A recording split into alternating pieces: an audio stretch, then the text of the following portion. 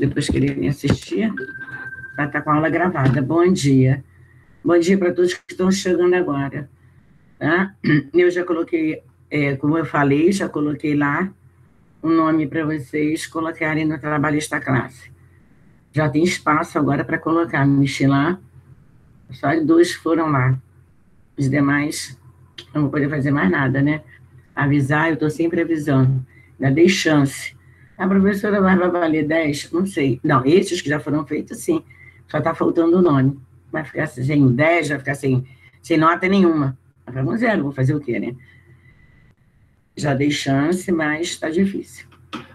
O aluno não tem interesse, eu não posso fazer nada, né? Que não adianta você estar dando aula online, está ensinando e o aluno não tem interesse. Então, eu acho que tem que partir de vocês também o interesse. Aqueles que colocaram, excelente. E os que já fizeram, só está sem nome, como é que eu vou dar nota? Você corrige, dá uma nota, mas não tem nome. Aí depois, quando for mexer, não, aí eu botei nota errada, não. Então, eu já botei espaço lá. Ontem abri de novo, só 2 colocaram. Tá difícil. Essas palavrinhas que vocês estão fazendo, elas vão ser entregues na escola. Espero que vocês façam com bastante atenção, bastante mesmo, principalmente na redação e na de português, parte de gramática. Prestem atenção de tudo que vocês aprenderam. Vocês estão fazendo em casa, gente. Mesmo fazendo em casa, chove vermelho. E não tá, dá uma lida no livro, pega o caderno, estuda antes de fazer. Depois você vai lá e faz. Ah, mas eu tá fazendo em casa, vai facilitar. Muitas vezes facilita não, hein? Porque vocês estão fazendo em casa, mas muitas vezes pensa que é uma coisa e não é outra, não analisou, não estudou antes de fazer. É um problema sério, hein? Prestem atenção.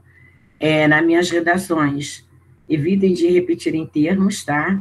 Termos repetitivos, é o caso do pleonasmo, usem bastante pleonasmo, substitua aquele termo que você vai repetir por outros termos, para que o texto não fique cansativo, né?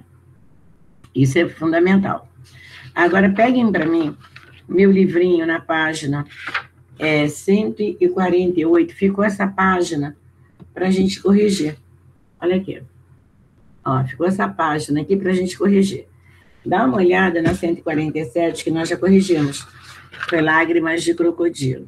Né? Nós tivemos uma história em quadrinho, 2, né? Que foi um assunto que nós já trabalhamos em redação. E agora nós estamos na página 148 para fechar essa parte aqui, para entrar em matéria nova, tá? Então, vamos lá. Todo mundo já está com o livro aberto na 148? Só me responde sim ou não, por favor. Deixa eu só pegar minha garrafinha d'água para cá. Alguém está sem o livro? Pode falar.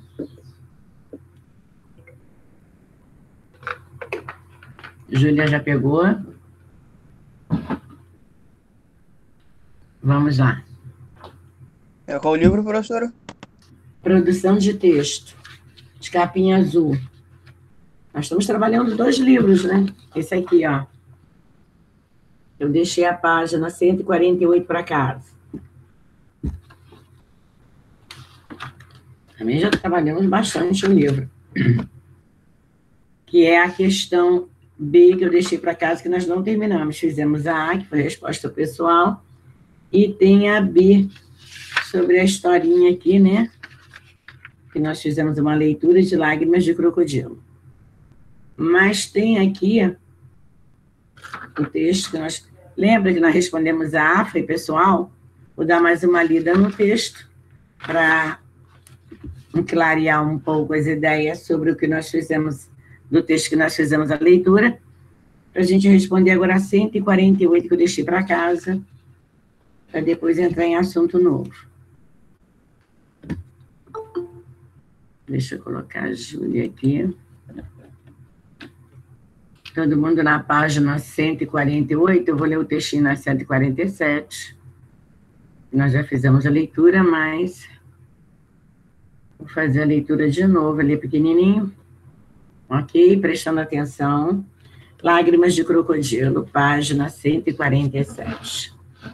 Quando uma pessoa chora, fingindo que está triste por alguém, falamos que ela está chorando lágrimas de crocodilo. Sentido figurado, né? Sentido conotativo. Essa expressão surgiu pelo fato de o crocodilo estar sempre com os olhos úmidos, características dos animais marinhos, pois ajuda a diluir o sal presente na água do mar e a proteger os olhos. Portanto, quando falamos que alguém está chorando lágrimas de crocodilo, queremos dizer que se trata de uma lamentação falsa, que a pessoa só está querendo causar uma boa impressão. Então, já sabe muito bem que quem está forjando um choro está usando umas lágrimas falsas. Então, a gente diz isso aí é lágrimas de crocodilo, que são lágrimas falsas, sentido conotativo. A explicação, o porquê lágrimas de crocodilo, porque o animal, né, só vive com os olhos molhados, todos os animais marinhos, e parece que ele está chorando, né, a lágrima que está molhado. Então, nós humanos, né, muitas vezes, estou falando de uma forma geral, fingir, né, cria uma encenação que está chorando, né, por algum motivo, e resumindo, é falso. Bom, vamos lá. De que forma o texto dialoga com a tirinha? Vamos ver, a tirinha está aqui, ó, essa tirinha aqui, ó. Eu quero saber esse texto do crocodilo vai dialogar com essa tirinha aqui em cima. Ele está conversando com o crocodilo, né, que ele diz assim, bem, está na minha hora, amanhã eu volto para conversarmos mais um pouco. E nada de chorar lágrimas de crocodilo. Só que ele, falando, nada de chorar lágrimas de crocodilo, por quê? Porque tem as vistas molhadas, né? De ficar na água. E a gente sabe muito bem que o significado do termo são lágrimas falsas, não é o caso do bicho, né? Do bichinho, né? Então, eu pergunto a vocês, na primeira, de que forma o texto dialoga com a tirinha? Então, vamos lá, vamos colocar aí, o texto dialoga, eu vou botar aqui na página 148 para vocês, página 148, tá? Essa é a questão 4.4b. O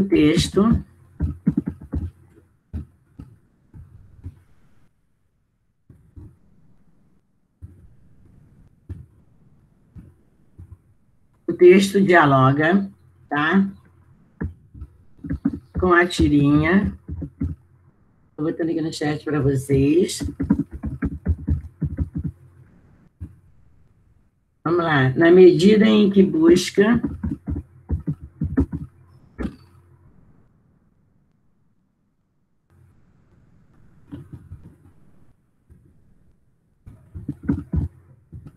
passei para casa.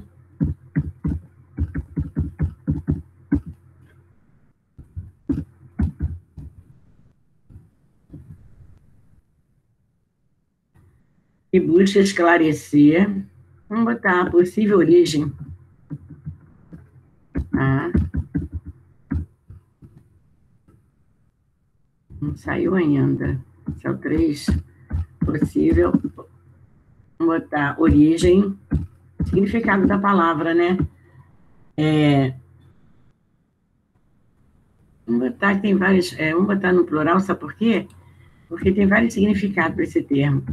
Vou botar possíveis origens da expressão.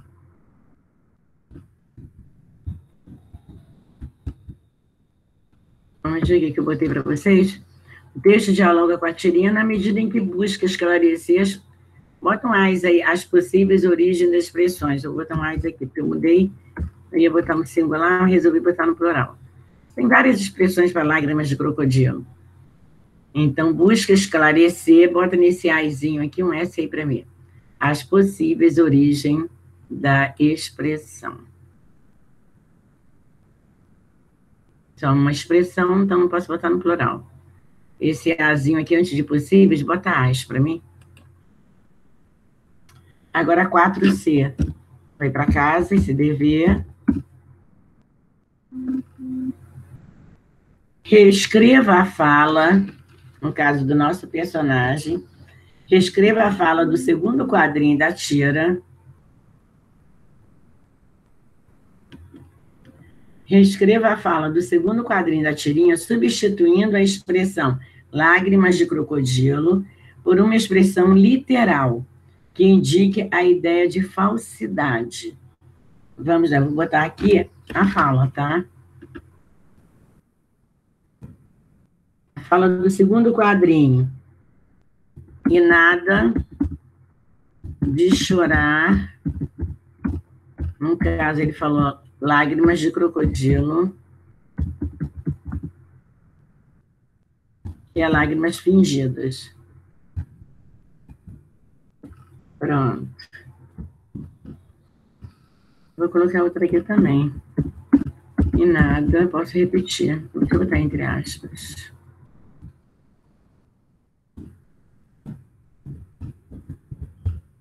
Vou colocar em nada de lágrimas.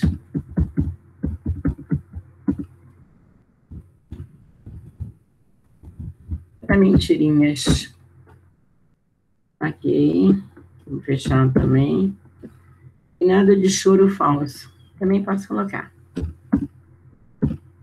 Estou dando as expressões que significa, tá?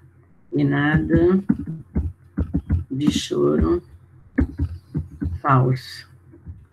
Exclamar aqui e fechar. Pronto. Vai para vocês. Eu posso dizer que é lágrimas fingidas, lágrimas de mentirinhas. Eu posso dizer também que é choro falso. Essa é a 4.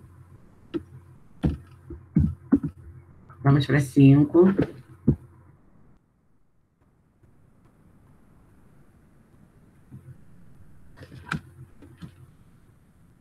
Todo mundo junto comigo? Hoje faltou bastante gente, hein?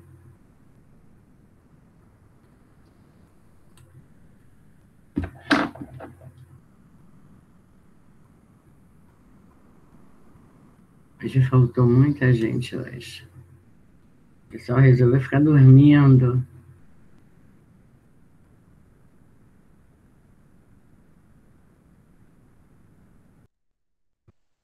Eu usei, ó, lágrima falsa, de mentirinhas. Usei 3 termos diferentes. Vocês podem usar o 4º e passa para mim. Ok?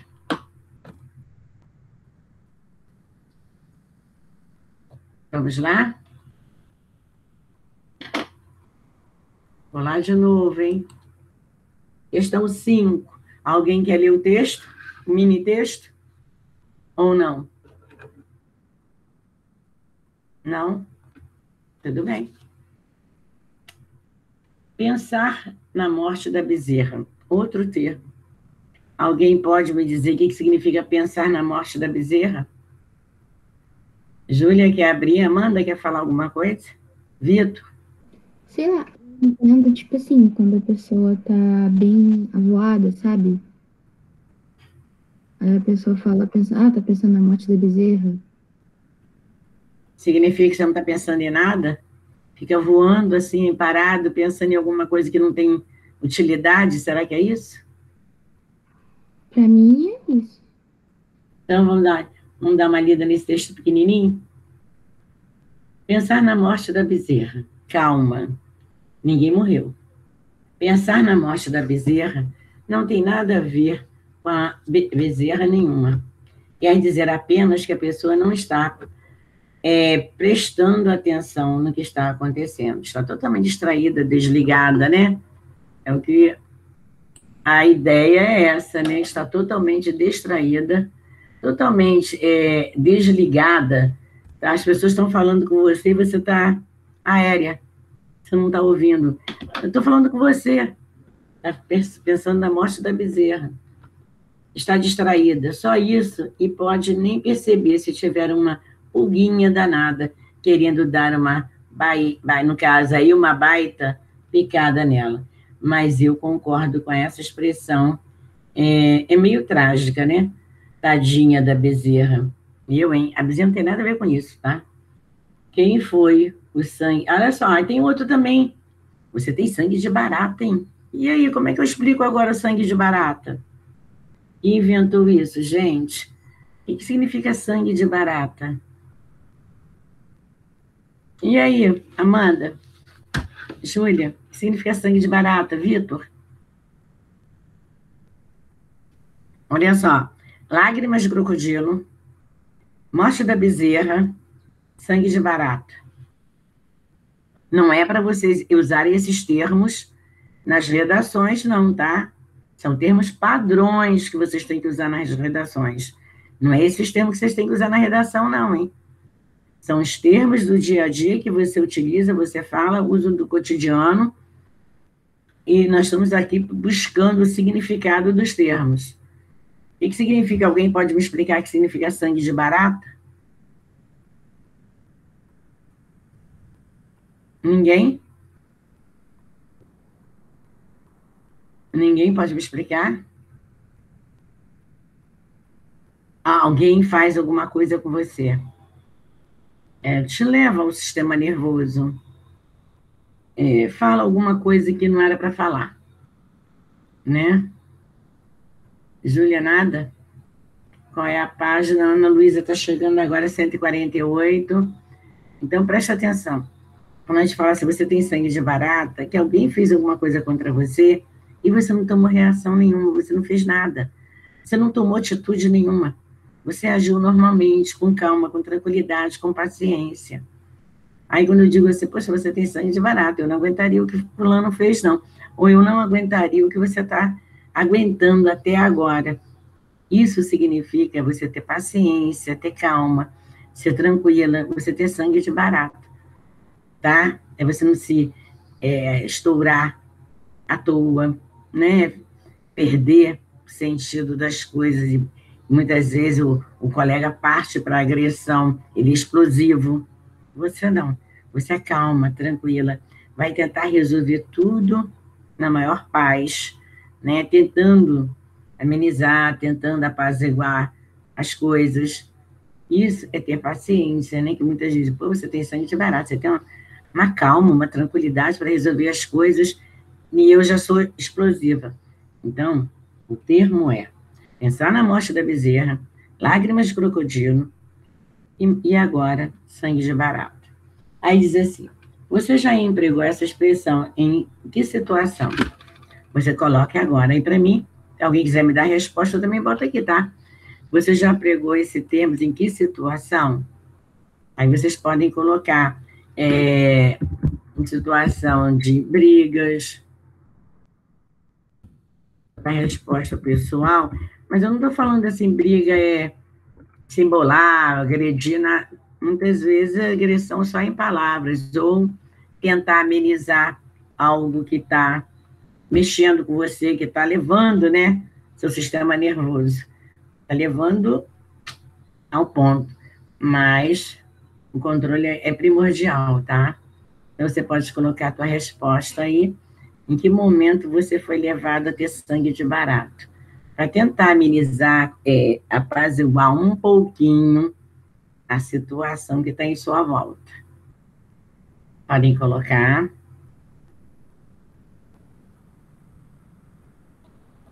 Aí é o direito de vocês colocarem.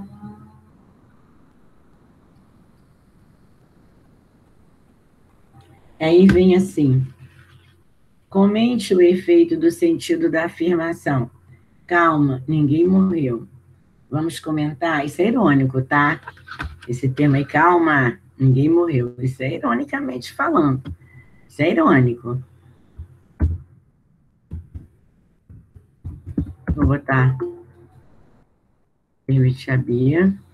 Vamos colocar ironicamente falando.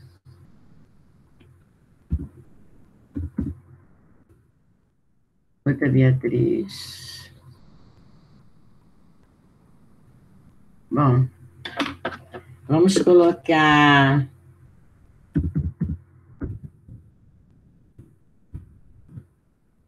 Ironicamente falando, o termo irônico é esclarecer ao leitor. Deixa eu ver o que eu vou colocar aqui. O significado do termo, né?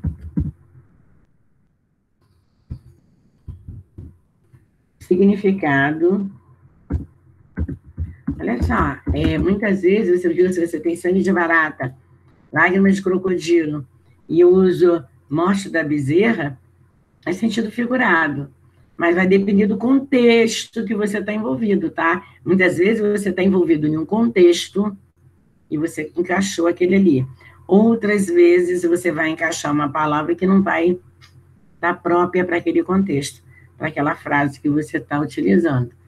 Aí você diz assim, não, foi mal, né? Falei até, foi sem querer que eu falei isso. Por quê? Porque muitas vezes você usa um termo que não está apropriado do que você está falando. Então, eu botei assim, ironicamente, esclarecer ao leitor que o significado, vamos lá, deixa eu ver aqui, eu vou botar, não deve ser interpretado, lógico. A gente tem que fazer uma interpretação, porque o outro, dependendo de como você fala, ele pode partir até para agressão, né? Se ele não souber interpretar, por isso que eu digo que a interpretação tem em primeiro lugar. Se você não souber interpretar,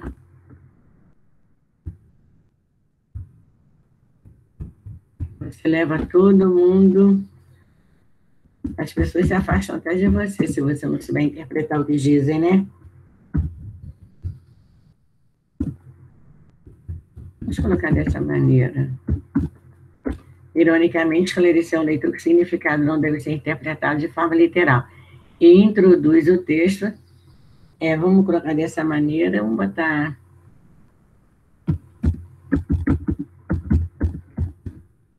Dá para tornar a explicação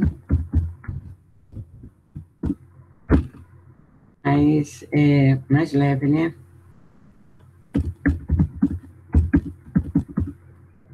Está bem humorada também, porque essa de dia conversando com o crocodilo é humor, né? Diz sempre, professor, mas não tem graça nenhuma. Mas tem, sim. Você tem que entender. Já viu alguém conversar com um crocodilo? Dizer que volta no dia seguinte? Ah, professor, não tem graça nenhuma. Mas lógico que tem. É a 5B que foi para vocês, tá? Agora eu vou botar 5C. A foi pessoal. Para histórias em quadrinhos, para livro didático, tem humor. Pode não ter no seu dia a dia, naquele momento ali, né, para você. Mas no teu livro didático, no teu dia a dia, tem humor, sim. Quando você conversa com alguém, com um animal, né, e fala, amanhã eu estou aqui de volta, mas nada de lágrimas de crocodilo, ele já é um crocodilo. Que outra expressão idiomática foi empregada no texto e qual, no caso aqui para a gente, qual é essa expressão e com qual sentido ela foi utilizada? Olha, a próxima expressão que eu usei no texto, que foi no finalzinho do texto, foi sangue de barato, tá? Então, vamos lá. Então, foi a expressão... No caso aqui, vou botar até entre aspas. Sangue de barata, que significa pessoas sensíveis, né? Delicadas, pessoas agressivas. Vamos colocar aqui uma vírgula. Vamos botar pessoas sensíveis. Vamos colocar aqui mais. Delicadas. Posso botar um etc, mas vai ficar. Bom, é sensível, vou botar também aqui, peraí. Vou botar sensíveis aqui, vou botar insensíveis. Você tem sangue de barata. Aguenta cada coisa.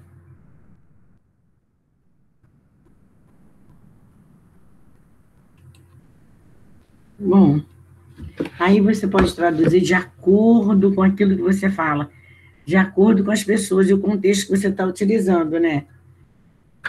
Geralmente, eu tenho muito sangue de barata. Muita gente não tem, é explosiva. Mas eu evito da explosão. sou mais calma, mais, né? Vou amenizando, vou tentando apaziguar. Não vai levar a gente a lugar nenhum, né? Bom, coloquem para mim na 153 para mim. Vamos aprender um pouquinho o que é um diário. Nós temos vários tipos de diário, tá? Deixa vocês terminarem a ser.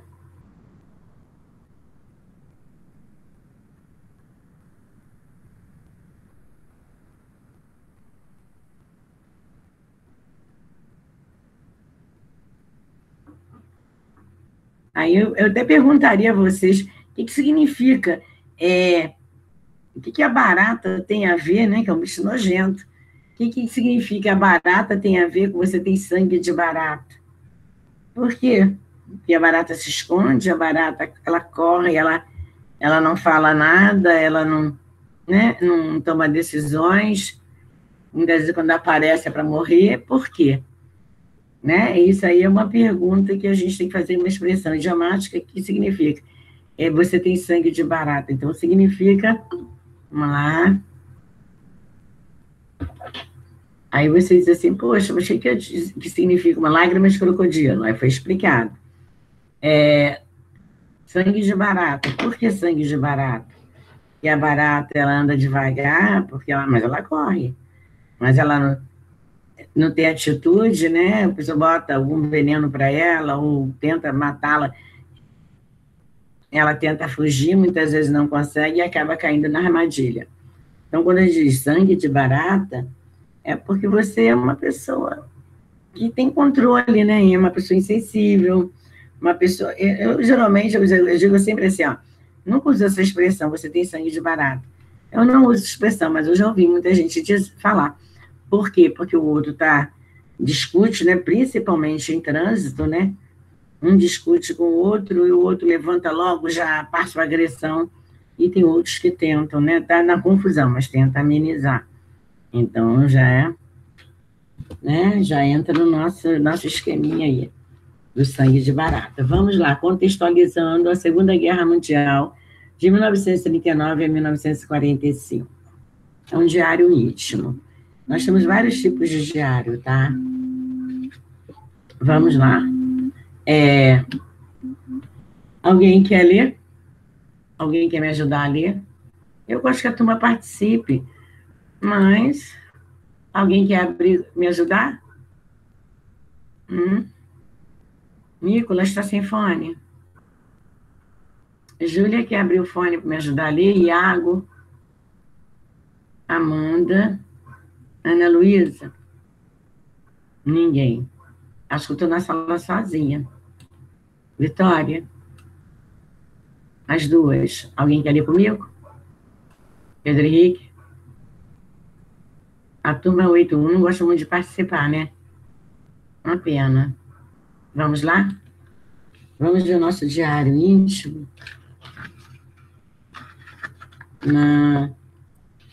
Você falou se eu quero ler junto com você. Pedro Henrique, quer dividir o texto comigo? Sim. Então vamos lá. Vamos nós dois? Olha só. É só a página 153. Você quer começar ou deixa eu começar? Eu começo. Pode, então. Começa na década de 1930. A Segunda Guerra Mundial. Na década de 1930, muitos países enfrentavam situações de pobreza, de desemprego e insegurança. Nesse momento, surgiram ideologias que defendiam a expansão territorial e o combate às minorias vistas como prejudiciais ao crescimento da nação. Alemanha, Itália e Japão foram países que aderiram a esse pensamento e, em 1940, oficializaram o grupo conhecido como Eixo. Esses países foram motivados por Adolf Hitler líder do Partido Nacional Socialista dos Trabalhadores Alemães, também conhecido por Partido Nazista, que defendia ser o povo alemão uma raça superior, perseguindo os demais, especialmente os judeus. Os alemães invadiram a Polônia no dia 1º de setembro de 1939, iniciando oficialmente a Segunda Guerra Mundial. Nos anos que se seguiram, o exército alemão invadiu e conquistou outros países da Europa, como a Austrália, Hungria, Holanda e França. Pode deixar que eu continuo, obrigada. Essas tropas foram responsáveis pela morte e exploração do trabalho de milhões de habitantes desses países. Em 1941, a Alemanha invadiu a União Soviética e o Japão atacou a base norte-americana de Pearl Harbor, fazendo com que a guerra atingisse nível mundial. Assim, Estados Unidos, Inglaterra e União Soviética uniram-se contra os países do eixo, formando o grupo dos aliados, com maior poder econômico que o eixo. Dessa forma, juntando grande quantidade de aviões dos Estados Unidos e da Inglaterra, em conjunto com o exército da União Soviética, os países do eixo começaram a perder cada vez mais batalhas.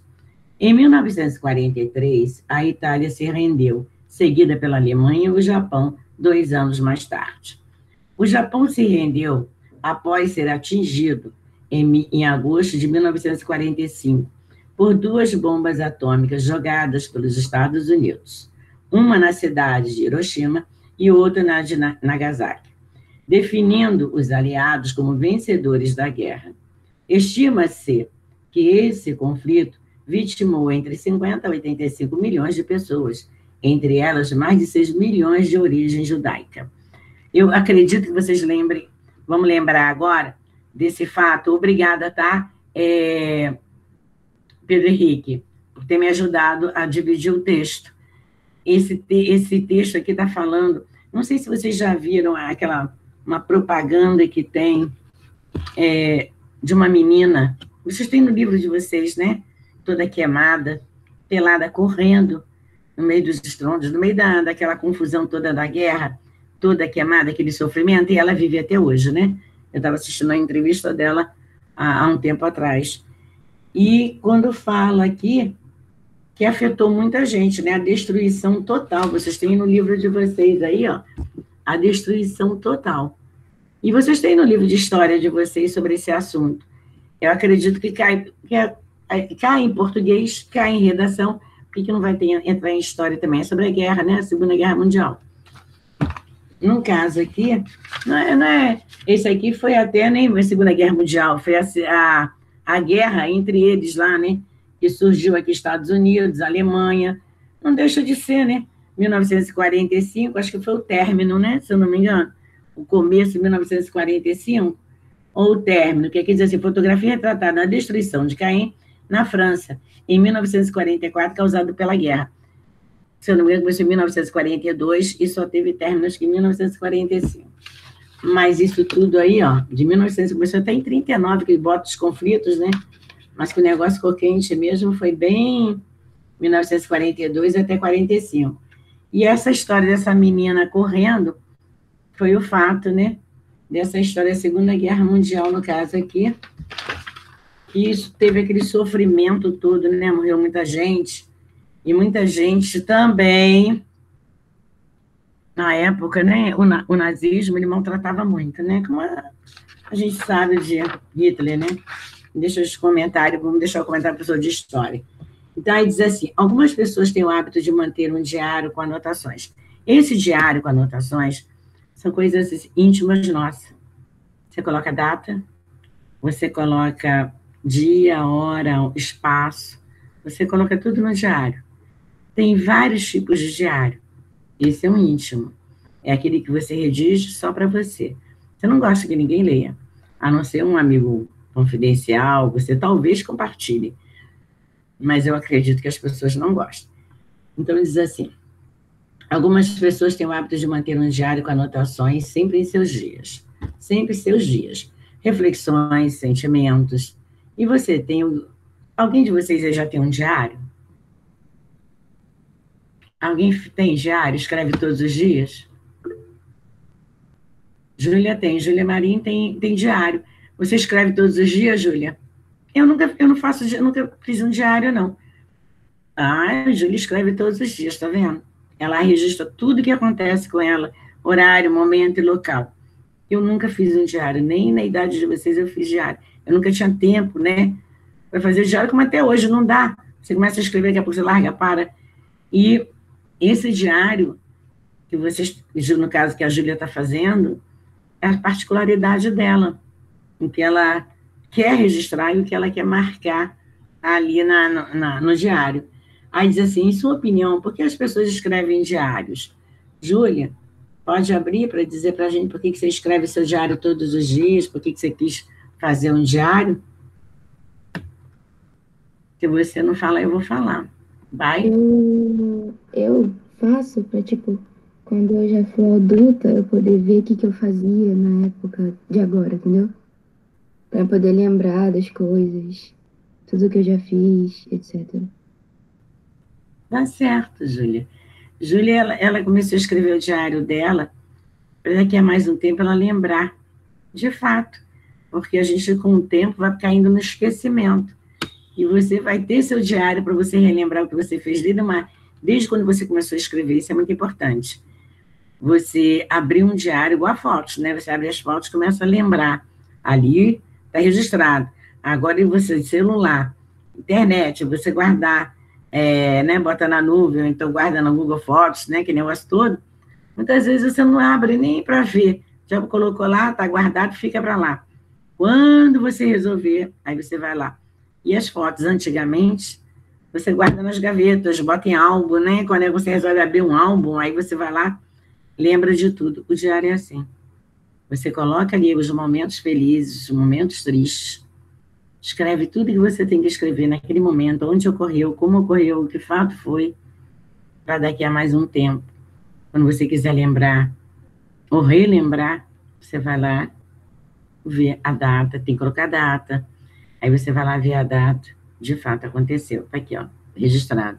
É para você registrar lembranças, né, passados, coisas importantes, tristes também, não é só alegria.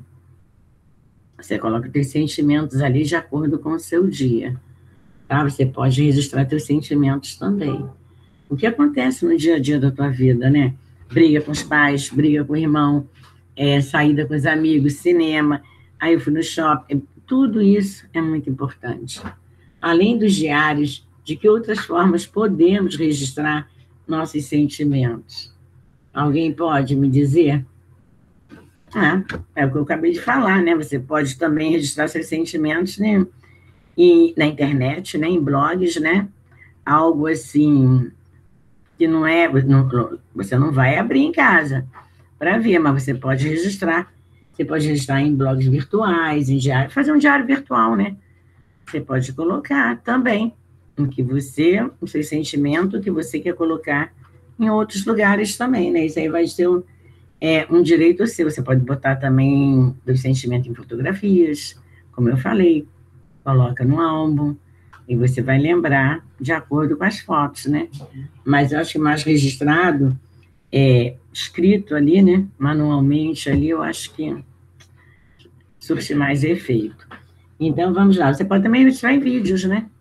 A gente pode colocar em áudios a gravação da voz. Isso tudo depende como você quer registrar, ok? Agora, olha só. Na página 154, terça-feira, 9 de outubro de 1942. Querida Kitty, olha só, isso aqui é um diário que a Anne Frank, o diário de Anne Frank é muito importante. Aparece em vários livros, né? O diário de Anne Frank. Hoje, só tenho notícias tristes e deprimentes. Nossos muitos amigos e conhecidos judeus estão sendo levados ao monte. A Gestapo está tratando todos eles muito mal e transportando-os em vagões de gado para o Westerburg, o grande campo em Drenthe, no caso aqui, para onde estão mandando todos os judeus. Miep falou de alguém que conseguiu escapar de lá. Deve ser terrível. Em Westerburg, as pessoas não têm praticamente nada para comer e menos ainda para beber, já que só existe água 1 hora por dia e há somente um banheiro e uma pia para vários milhares de pessoas, vários milhares de pessoas, homens e mulheres, dormem no mesmo cômodo. E as mulheres e as crianças costumam ter as cabeças raspadas. Fugir é quase impossível. Muitas pessoas têm aparência de judias, no caso, e são marcadas pelas cabeças raspadas. Então, eles marcavam, né? As judias, a forma de marcar, como você bota uma tatuagem, qualquer coisa para marcar um gado, era a cabeça raspada. Se está tão ruim na Holanda, como estará nos lugares distantes e pouco civilizados para onde os alemães os estão mandando? Acreditamos que a maioria está sendo assassinada. A rádio inglesa diz que eles estão sendo mortos por gás. Talvez seja o modo mais rápido de morrer. Estou me sentindo péssima. Os relatos que Miep faz sobre esses horrores são muito angustiantes. E Miep também está muito atormentado. Outro dia, por exemplo, uns guardas da Gestapo largaram uma velha judia aleijada na porta de Miep, enquanto saíam para procurar um carro. A velha estava aterrorizada com os faróis antiaéreos e os canhões atirando nos aviões ingleses lá em cima. Mas Miep não teve coragem de levá-la para dentro. Os alemães são bem generosos quando se trata de punição. Página 155. Miep também anda muito quieta. Seu namorado está sendo mandado para a Alemanha.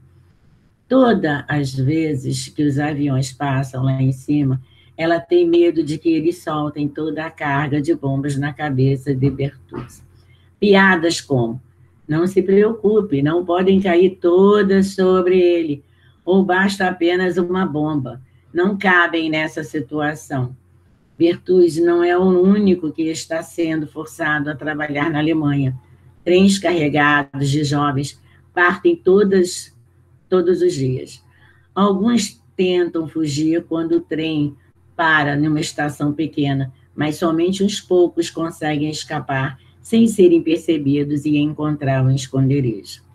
Mas esse não é o fim das minhas lamentações.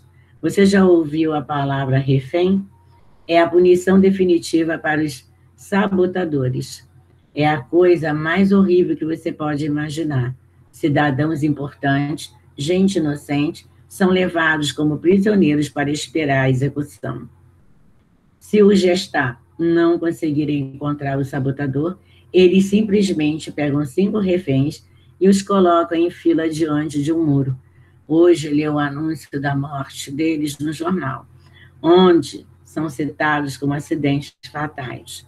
Excelentes espécimes da humanidade, esses alemães. E pensar que, na verdade, sou um deles. Não, isso não é verdade.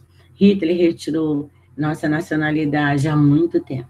E, além disso, não há maiores inimigos na Terra do que alemães e judeus. Bom, esse é o diário de Anne Frank. Ela é uma jovem alemã de origem judaica.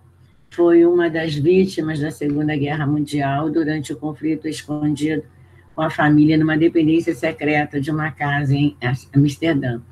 Na Holanda, Anne escreve um diário onde relata seu cotidiano e sua visão da guerra. Posteriormente, Anne presenciou os horrores do campo de concentração e morreu poucos meses antes do fim da guerra. No caso, ela deixou tudo registrado no diário, tá? No caso de Júlia, né, vai registrando, isso é muito importante. Júlia coloca no seu diário também uma das coisas também que nunca foram analisadas e vistas, né, porque eu nunca pensei que fosse acontecer uma coisa dessa, hoje, no país ou no mundo, é sobre o Covid, né? Eu não esperava nunca passar por isso que a gente está passando do Covid, isso tem que ser registrado. De praias, eu nunca vi a ponto de chegar a praias serem fechadas, serem proibidas o uso das praias, e a população, né, a um determinado tempo, obedeceu. Agora que começaram a usar, mas assim mesmo já está voltando o foco de novo, não poderiam estar usando como estão, daqui a pouco manda fechar tudo de novo. Eu não esperava vivenciar isso que a gente está vivenciando, tá? De escolas pararem por determinado tempo, né? Que nós estamos há um bom tempo, a vida do ser humano parar. E isso aí precisa ser registrado, sim. Por que precisa ser registrado? Porque daqui a mais um tempo, eu não esperava que a gente... O mundo inteiro, não foi só o Brasil, não foi só um país, o mundo inteiro. Então, é o planeta Terra, né? Bem dizer, o mundo inteiro é o planeta Terra. É uma coisa que a gente nem imaginava.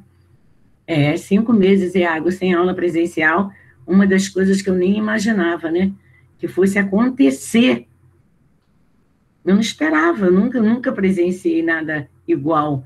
E eu nem esperava que isso a gente pudesse acontecer em 2020, né? Mas faz parte da vida, né? Do mundo.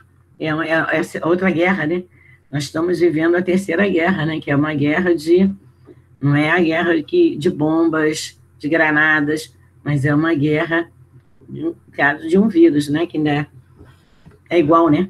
Mata também, e você não vê o inimigo, né? Você não sabe nem se o inimigo está do teu lado, está dentro. A gente sabe que, como vários especialistas dizem, o inimigo está dentro da tua casa. Você que tem que fazer tudo que manda bonitinho, porque ele está dentro da casa da gente, ele entra numa fruta, ele entra num pacote, você não esterilizar. Mas não adianta, vem na roupa. Então, a gente que tem que combater os inimigos e saber combater. Mas esse inimigo a gente não vê, né? Para você matar no ato. Ele age na surdina. E é o caso daqui, ela deixou o diário dela tudo registrado, tanto ela deixou registrado que veio parar na nossa página 155 da nossa produção de texto, registrando aqui o diário dela e sobre a guerra.